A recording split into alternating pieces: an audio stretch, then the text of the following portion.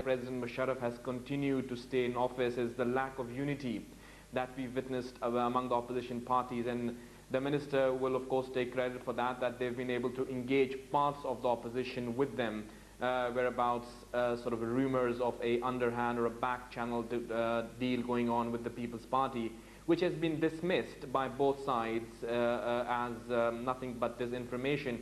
But yes, the lack of unity has something that the current government has ridden upon.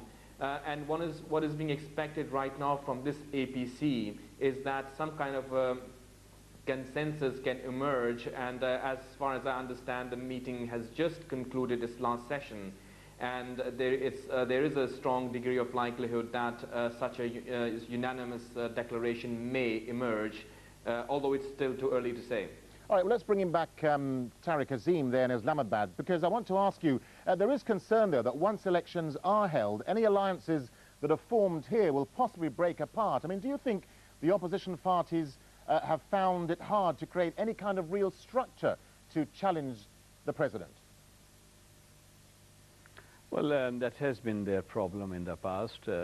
The opposition parties, they have this alliance. This is only a marriage of convenience. And you'll see, I think I agree with you, as soon as the election schedule is announced, they'll go their own way. They have got different ideologies, lots of differences. And I only suspect that it is only for their common opposition, let's say to President Musharraf, that they have joined hands. But come election time, I think they will go their own way. Let me just ask you quickly, Ambassador, about Benazir Bhutto, because of course all the rumours are that she's secretly negotiating some kind of deal with President Musharraf to have corruption charges dropped and return as Prime Minister perhaps for a third time. Is that going to happen, do you think? Well, I read from the newspapers and the interview that she has given a couple of British newspapers that she is trying to get some sort of an arrangement made with President Musharraf. Of course, she does not want that to be known here in Pakistan, because all along she has maintained she will not talk to a military man. But unfortunately, which is sometimes very irritating to her followers here in Pakistan, that she is unknown to them, talking to and trying to make some arrangements with the military leadership here in Pakistan. Whether it will come to anything, I cannot predict. But if she wants to come back to Pakistan, she is most welcome. She's been twice elected Prime Minister of Pakistan. But first of all, we need to make a change in the Constitution. The Constitution does not allow a term. For that to happen, she will have to have a support of the two-thirds majority of the National Assembly, and that will mean changing the Constitution. And that again all depends if her party does win the election and wins in handsomely, having two-thirds majority in the National Assembly, for that to happen. Javed Malik, that's a very interesting point that Ambassador Azim makes, because the Constitution would have to be changed if Benazir Bhutto came back. But what are you making of this supposed deal that she's tying up, this power-sharing deal with General Musharraf? Well, you know, the minister, of course, mentions that he's heard it or read it in the interviews in the foreign press, but some of his cabinet colleagues, ministers in the current government have also gone on record and said that such a deal is in progress. In fact, but I must say that very clearly, Darren, that this has been denied by both sides, although it is being sort of dubbed as rumors.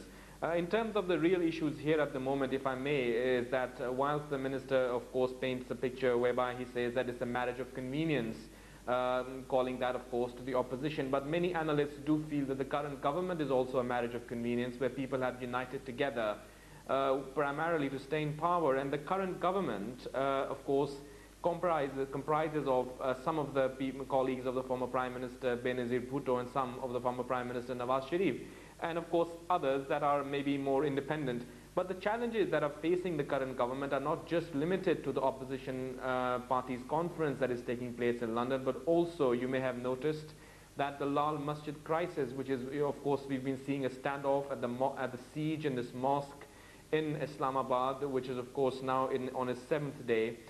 We still don't know what the outcome outcome will be. There is imminent danger that there may be further loss of life, and people who have waited patiently, and of course credit goes there to the government too, the minister is listening, that they've been very patient in terms of avoid the loss of human life.